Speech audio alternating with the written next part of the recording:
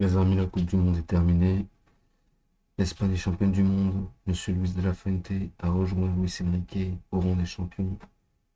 Alors, 1-0, score bizarre ou pas bizarre pour les parieurs. On va parler pour les parieurs.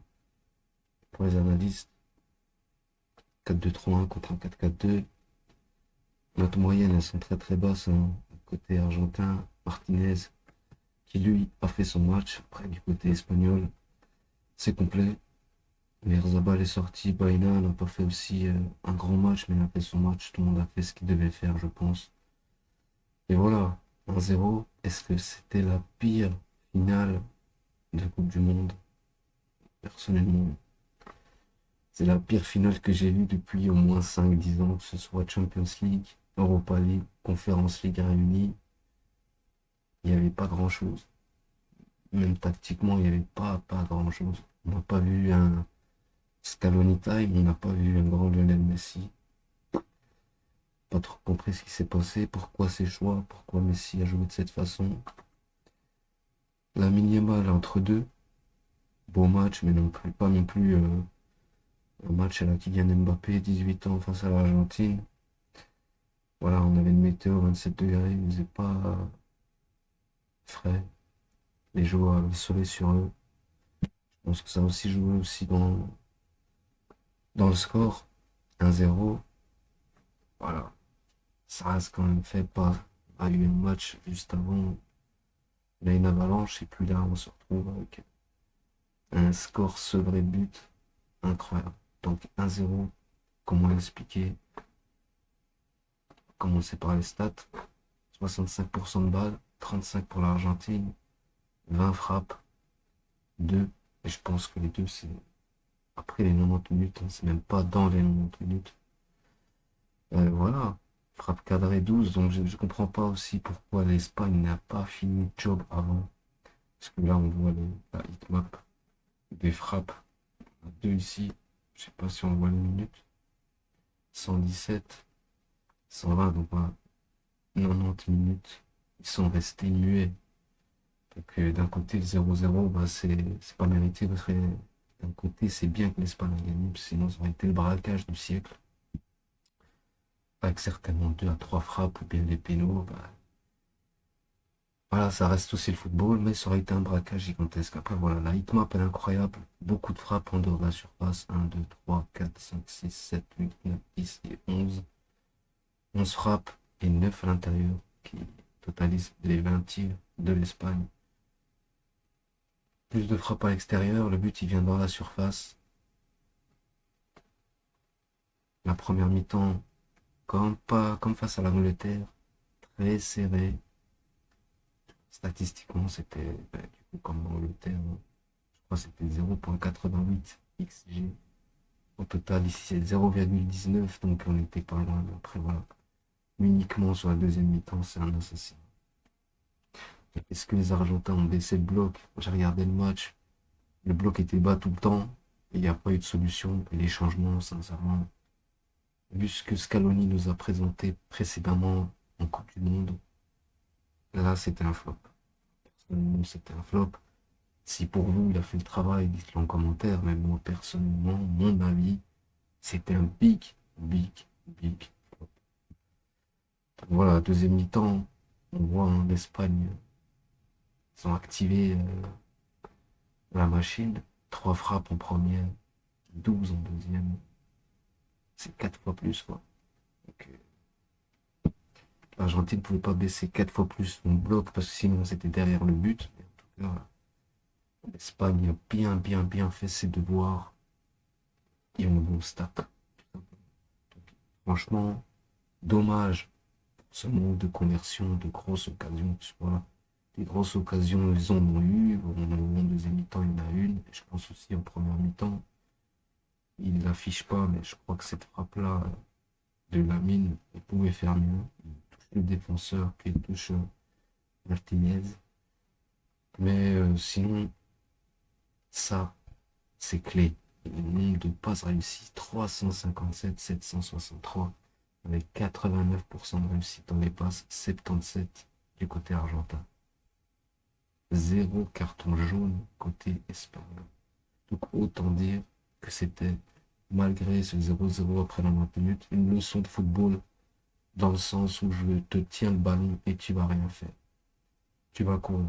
Donc je pense que les fameux 27 degrés ici, c'était pas quelque chose d'impactant au début du match, mais le fait que les Espagnols ont mis le pied sur le ballon avec un taux de réussite incroyable, ce qui empêche du coup les reconversions argentines, les contres et les ballons dans le dos des deux défenseurs ou voire une ligne de 3, ça a tout changé. Donc ça a forcé le bloc argentin à devoir rester bas, à ne pas pouvoir monter son milieu de terrain, à ne pas pouvoir monter ses deux latéraux. Parce que l'Argentine, oui, l'Argentine pousse par ses côtés. Messi n'a pas pris ce côté droit, il n'a pas rempli le couloir. Cucurella, encore une fois, là, que dire, c'était pas le plus gros match de sa vie, mais encore une fois, très très très bon match. Pedro Porro, pareil. Vous voyez, c'est des joueurs de l'ombre. On parle souvent de Lamine, on parle souvent de Rodri, on parle souvent de Olmo.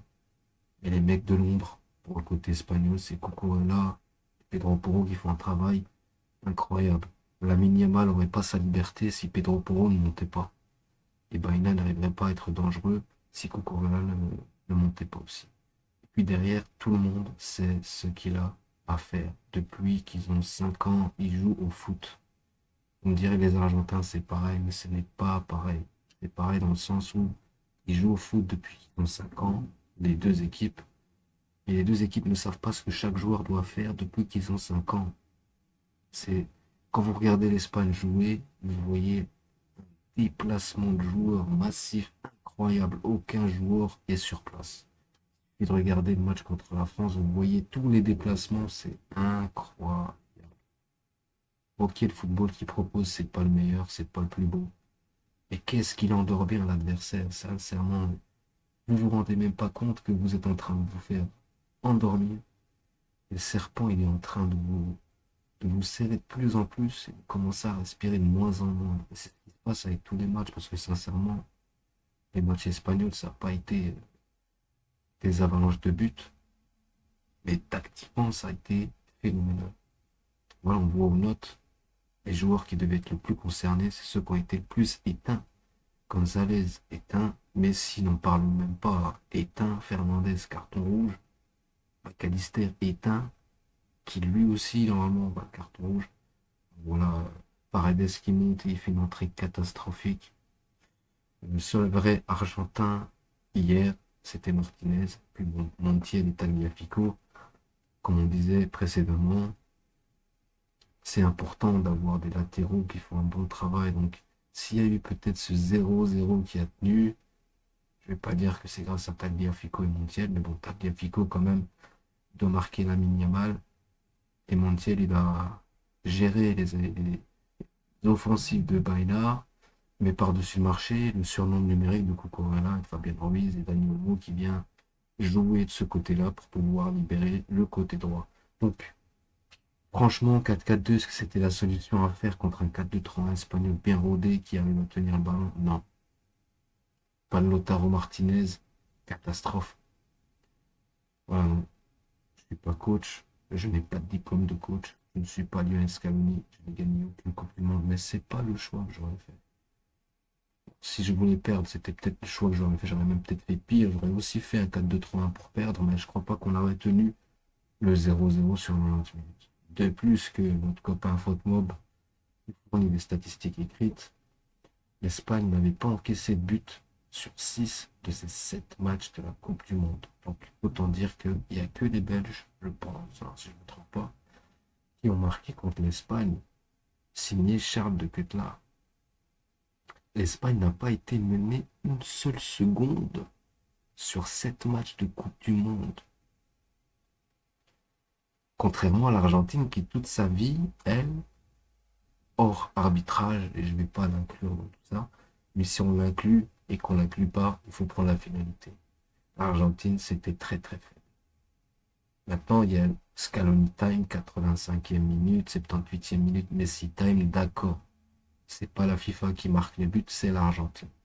Il y a des décisions qui font que l'avantage n'augmente pas d'un côté ils stagnent et donc laissent la chance à l'Argentine pour remonter. C'est des joueurs professionnels qui connaissent le haut niveau et les grandes compétitions et du coup les remontadas. Donc l'arbitrage joue un rôle clé dans les remontadas de l'Argentine. Mais ça n'enlève en rien le fait que l'Espagne n'a pas été menée une seule seconde et ça c'est clé dans la tête des joueurs. L'Argentine a fait toute sa vie, elle a remonté au score, prolongation, beaucoup de fatigue. Et je pense que ça aussi, ça a joué. On n'en parlait pas assez, mais je pense que la fatigue, ça a joué énormément sur ce dernier match. Il faisait pas énormément chaud, je le rappelle, je le répète. Mais le fait que les Espagnols avaient un taux de réussite de passe de 89% et qui tenaient le ballon, ça vous fatigue. Donc les 694 passes de Rodri constituent un record dans un tournoi depuis le début des relevés en 1966. Autant vous dire que ça, là, ce gars, c'était le moteur ou électrique. Mais je pense pas, parce qu'il faut recharger les batteries et ce gars-là, il recharge pas. Ça, c'est un bon diesel. Ça, c'est un bon diesel qui crève pas. C'est un bon tracteur. Messi compte 8 buts, 4 passes décisives dans ce tournoi. Seul Gerd Müller en 1970 a fait mieux sur une Coupe du Monde. Moi, je crois que Messi, qu'après le triplé, son dernier triplé, Messi, c'était la 19e Coupe du Monde de l'Argentine. L'Argentine a marqué 19 buts pour se qualifier en finale. Lionel Messi a pris son dernier ballon d'or en 2019. Croyez-moi, je crois que ce chiffre 19, il va suivre tous les joueurs, du moins les 11 qui étaient sur le terrain toute leur vie. Et à savoir, c'était que l'Espagne, et toujours maintenant d'ailleurs, sur 19 défaites au total. Donc, ils n'ont pas eu la 20e défaite hier. Donc, voilà, c'est surnaturel. L'Espagne, ils sont en train de survoler le football. Vous avez un coach espagnol qui a remporté la Champions League. On ne parle pas aussi, mais bon, faut faire la lumière. Luis Enrique, Champions League. Arteta, espagnol, Champions League, finale, voilà. Ça commence à faire beaucoup, donc faut pas être étonné si du coup l'Espagne est arrivée en finale, mais après remporter le tournoi. Et puis c'est peut-être pas la fin. Ils vont recevoir pour la prochaine Coupe du Monde, donc voilà. Après maintenant, on va essayer de comprendre pourquoi l'Argentine n'a pas marqué. Alors notre moteur, il se base sur les 10 derniers matchs et sur les 4 derniers matchs. Et ensuite, il prend les premières statistiques sur les 4 et puis sur les 10. Et ensuite, on a des projections et des statistiques basées sur ces matchs. Donc, on voit qu'on avait quand même deux équipes offensives dans l'Argentine qui marquent 2,75 buts. Bon, après, il y a quand même des buts en prolongation. L'Espagne marque 2 buts et en concède 0,25. L'Argentine, c'était plus permissif quand même. Donc déjà, voilà, sans pousser, vous voyez déjà de quel côté ça pouvait plus frapper que de l'autre. Mais vous verrez que dans les stats pour ce match, il y avait de grandes chances que les deux équipes ne marquent pas pour certains facteurs que je vais vous montrer directement.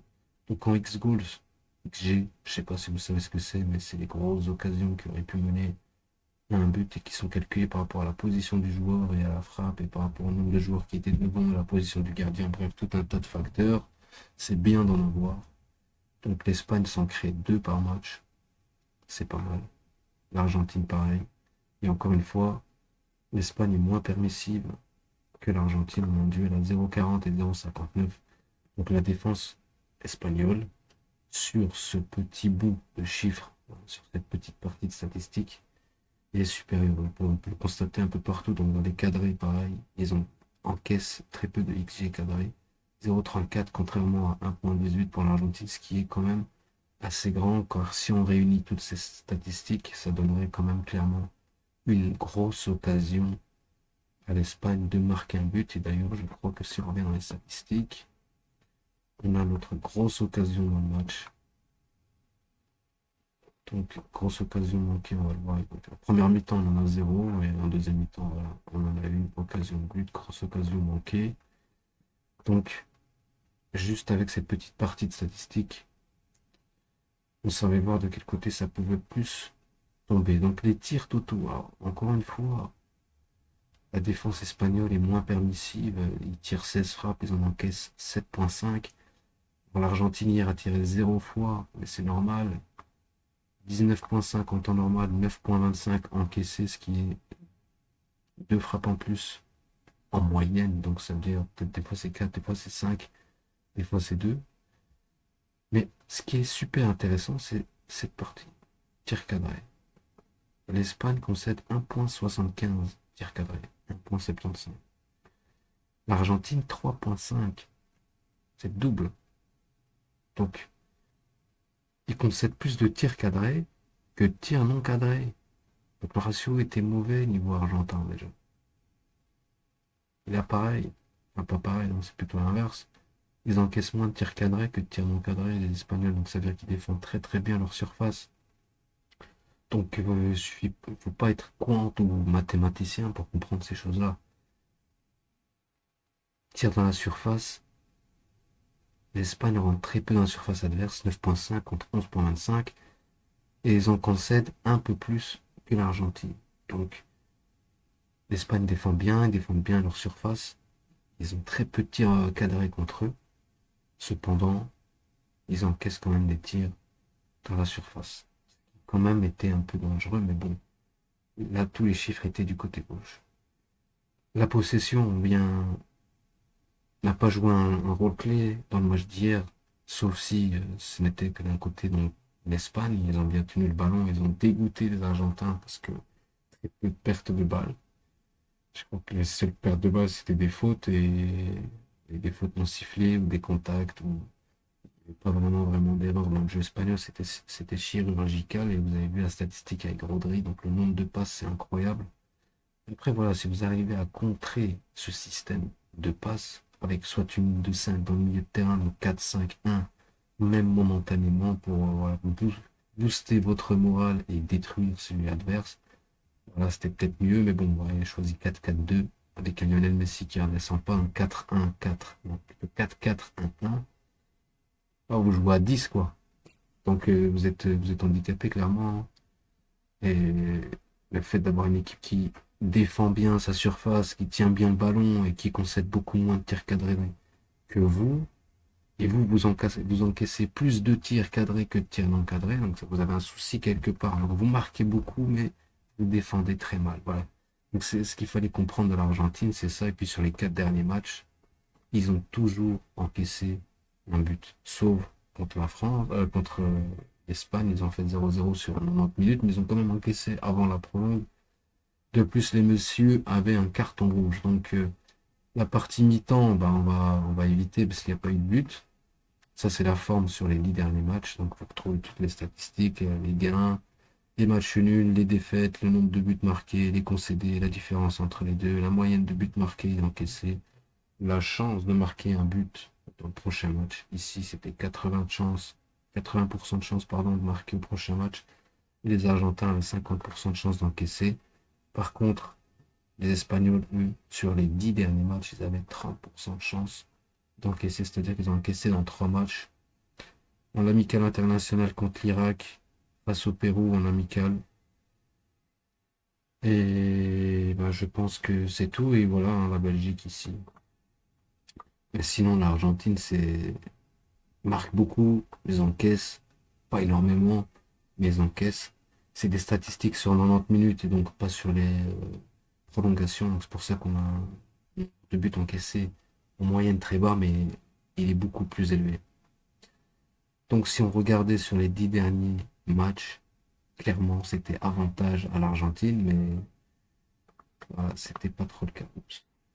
Maintenant, on va revenir un peu sur une partie qui est super intéressante, mais qui n'a pas parlé hier. C'est les statistiques des joueurs qui portent vraiment le danger dans l'équipe. Après, c'est super à comprendre parce que quand vous avez un match comme hier, ça vous permet de voir que les signaux précédents avant le match, bah, ils sont corrélés. Donc, on voit que Lamine Yamal détient 26,3% des tirs de toute l'équipe. Il a tiré 15 fois sur les 57 frappes de l'Espagne jusqu'à cette finale. Oyarzabal est juste derrière avec 11 et Alex Baena 8, Daniel Mo 8 et Pedro Porro 5. Si on regarde, ça correspond un petit peu à ce qui s'est passé hier. Lamine Yamal a été dangereux, Mikel Oyarzabal il est sorti, Baena il a été dangereux sans vraiment amener cette gros danger, disons comme ça, pour terminer le truc. Dani Olmo, on le connaît, il y a plein de ballons à Lamine Yamal, bon, 0-0 sous 90 minutes, mais voilà, c'était dangereux. Pedro Porro, que dire, ce mec qui met que des bangers, il sait pas marquer un but normal, donc quand il faut pas marquer un but normal, il faut pas l'appeler. On l'appelle pas, mais bon, gros volume de frappe pour un DD, un défenseur droit. Plus que Rodri, plus que Fabien Ruiz. La profondeur aussi, c'est important. Il y a la même profondeur du côté argentin, mais c'est ultra important de voir comment est réparti, comment sont répartis les tirs. Si on a 4 joueurs qui détiennent le nombre de frappes, c'est pas intéressant parce que si on en bloque 2 à 3, eh bien, il reste plus grand chose. Là, le volume de frappe, il est bien réparti sur tous les secteurs de zone du terrain. Donc on a du milieu, le latéral, l'ailier et l'attaquant. Et là, on a même l'attaquant qui tire moins que les deux ailiers. Du côté argentin, on a bien évidemment Lionel Messi qui détient 29,7% des frappes, Monsieur McAllister 17%, Enzo Fernandez 15%, Alvarez 14%, Nicolas Gonzalez 7% et Lisandro Martinez 6,3%. Alors on va prendre juste cette petite partie. Vous dites rien là? Sérieusement. Moi je vous dis, l'Espagne a fait ses devoirs. Moi, j'ai vu ça. Je l'ai vu avant le match. Lionel Messi, McAllister, Fernandez, Alvarez. D'ailleurs, bien bizarre qu'Alvarez n'ait pas plus de frappes que Alexis McAllister ou Enzo Fernandez. On ne l'utilise pas correctement. Et Lionel Messi, une fois qu'il est éteint, vous perdez 29,7% de vos frappes. Donc, ça veut dire que hier, mathématiquement, avant même que le match commence, si l'Espagne avait le bon plan pour contrer Lionel Messi, qui n'a plus 28 ans aujourd'hui, qui ne nécessite plus d'avoir 3 joueurs sur lui au marquage individuel et donc de changer de composition, mais passer certainement en 4-5-1 ou 3-4-3 ou 3-5-2, que sais-je, pour pouvoir contrer ce côté où quand il rentre dans l'axe, tout le temps avoir un joueur. Là, c'était pas le cas, on n'avait pas besoin de ça. Cucurella, déjà l'a déçu d'aller de ce côté droit, donc il a piqué dans l'axe, et dans l'axe, c'était encore plus fermé. Donc quand vous bloquez 29%, Alexis McAllister, vous bloquez dans le milieu de terrain, Enzo Fernandez, vous bloquez dans le milieu de terrain, vous risquez juste à Julian Alvarez qui détient 14% des frappes, mais Julian Alvarez, c'est combien de buts? C'est un but. Vous risquez à 12% de toute l'équipe. Enzo Fernandez et Lionel Messi représentent à eux seuls 50% des buts. Enzo Fernandez, Alexis McAllister. C'était les seuls dangers qui restaient à l'Espagne.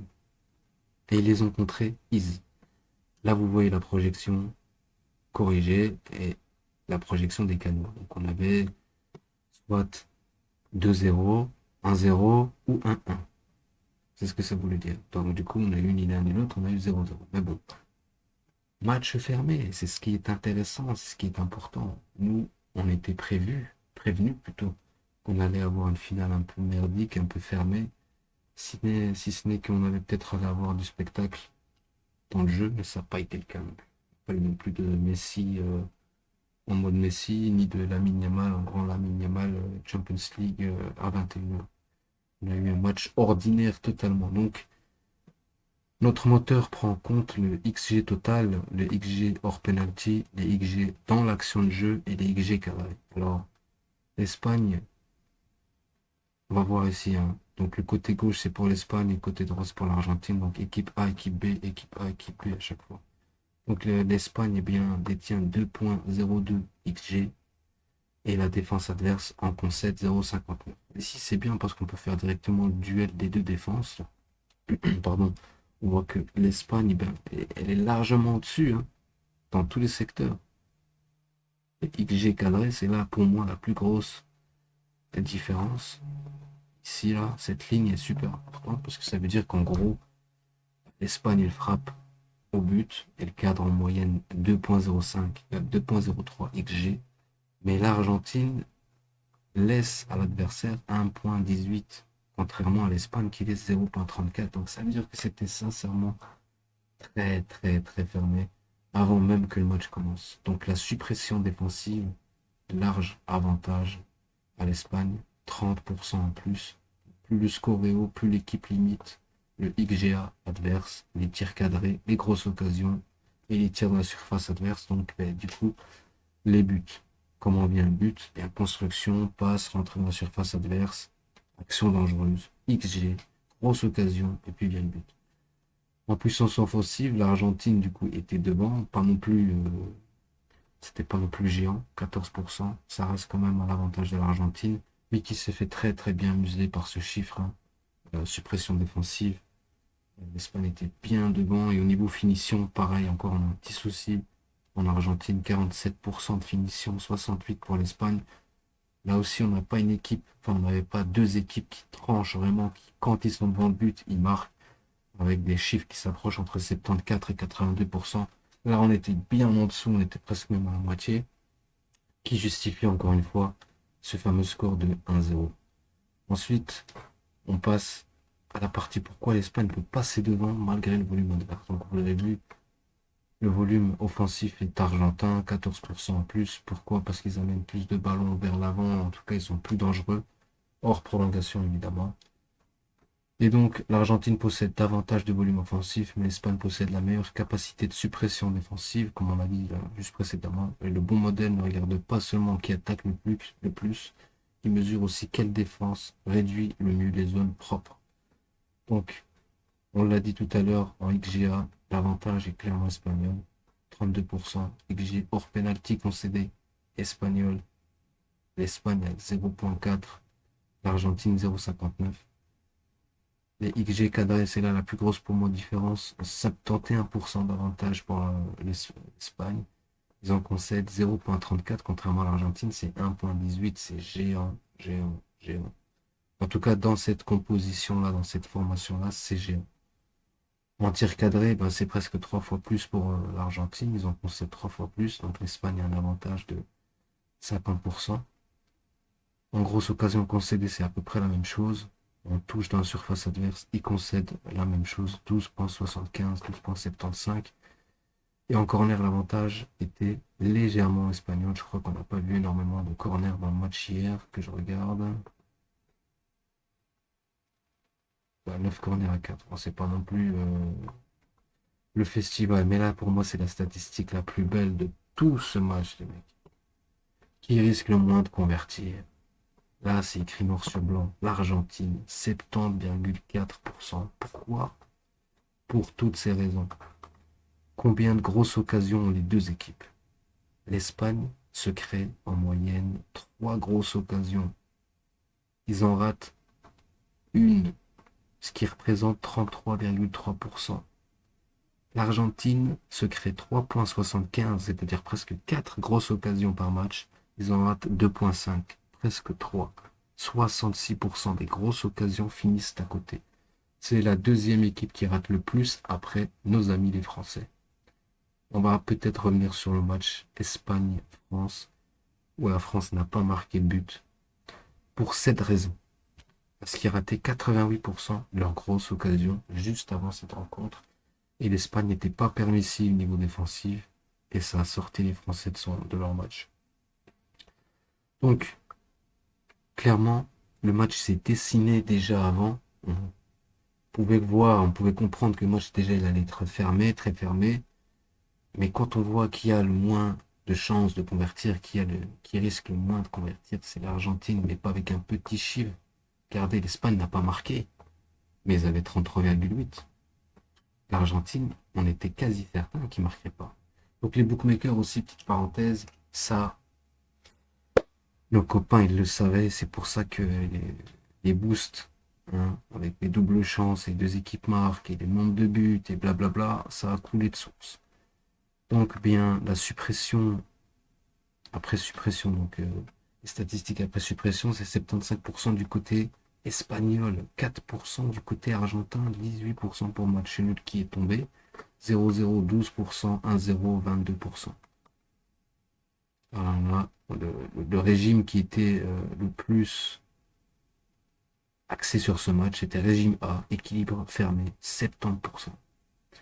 Régime B n'était pas loin à 2% derrière. Espagne marque en premier, 1-0, 2-0, 2-1. Ici, régime A, équilibre fermé, 0-0, 1-0, 0-1, 1-1. On est en plein dedans d'analyse. Ne se trompe pas. On va aller voir la heatmap ensemble. Alors, qu'est-ce que c'est la heatmap? Alors, comme vous voyez ici, on part sur une base de projection. Je vous ai dit tout à l'heure, il y a une projection corrigée et une projection brute. La projection ici, elle a été corrigée. C'est 1.13 contre 0.87. On pourrait penser que 0.87, ils peuvent marquer, mais malheureusement, à cause de la statistique que je vous ai montrée de 70% de chance de ne pas marquer, de ne pas convertir, qui ne veut pas dire pas marquer, désolé, mais vous avez 70% de chance de ne pas convertir, c'est-à-dire que sur 10 frappes, il va falloir pousser à 13 pour pouvoir avoir une vraie chance. C'est-à-dire que sur 10, les 7 que vous allez faire, elles vont pas être dedans, d'office, statistiquement. Donc il faut pousser au-delà. Donc voilà, c'était compliqué face à une équipe d'Espagne qui n'est pas permissive du tout en défense. Et donc la heatmap, elle chauffe à cet endroit. Donc on commence là. 0-0, 12%, 1-0, 22%, 20% pour le 2-0 et 12% pour le 3-0. On les voit ici, la répartition totale des buts. 0, 1, 2. Donc le logiciel ne voyait pas plus de 2 buts. Donc entre 0 et 2 buts. La jauge était clairement espagnole. Les doubles chances, c'était clairement espagnol. La qualification, c'était clairement, enfin, la qualification, du coup, ce logiciel, il a été créé, donc, quand il y avait les phases de groupe, et puis quand il y a eu les 16e et tout ça, donc, il crée qualification, projection, mais bon, ça vous avez compris, c'est le gagnant de la finale. Voilà, la finale était 86% du côté espagnol, sincèrement, les chiffres, voilà. Sincèrement, c'est grave, très, très, très, très grave d'éliminer plein d'équipes, de faire aller l'arbitrage de la sorte, pour au final nous donner une finale avec 2 frappes, quoi. Sincèrement, Curaçao, ils auraient fait mieux, Cap-Vert, ils auraient fait mieux, le Maroc, ils auraient fait mieux. Voilà, quoi. Bon, on retire pas le mérite à l'Espagne, très très belle équipe, très beau football, coaching incroyable, tout le monde a fait ses devoirs, tout le monde a joué son rôle à 100%. Les statistiques parlent d'eux-mêmes, 3.03 XG cadré, rappelez-vous de ce qu'on disait tout à l'heure, les XG hors penalty, tout ça c'est important. Regardez le muselage, quoi. 0, 0, 0, 0, 0. Voilà, hein.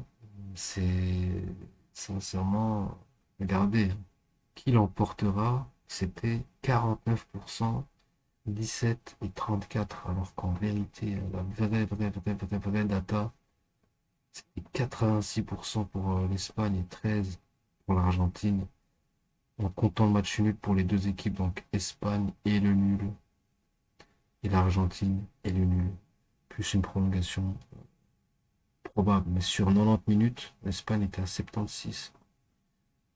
Et j'ai vu sur plein de bookmakers, y compris des petites jauges comme Footmob, 49%, c'est un peu ce qui tournait un peu. 51, 52. Faut pas donner trop d'avantages d'un côté. Mais bref, voilà les amis. C'est un petit peu l'analyse, comprendre ce qui s'est passé dans le match Espagne-Argentine, pourquoi l'Argentine n'a pas marqué, et pour cette statistique-ci qui risque le moins de convertir, qui est basée sur les indicateurs de conversion, grosse occasion ratée, grosse occasion, euh, et taux de occasion ratée et les arrêts provoqués par l'équipe, et le tir cadré autorisé par l'adversaire qui est là, presque le double, voire le double de ce que les Espagnols offraient à l'adversaire. J'espère que les amis, vous avez suivi cette Coupe du Monde avec passion malgré toutes les polémiques qu'elle a entourées, que ce soit du carton rouge, au ballon qui bouge, à la VAR bizarre et au complotisme Lionel Messi et CR7.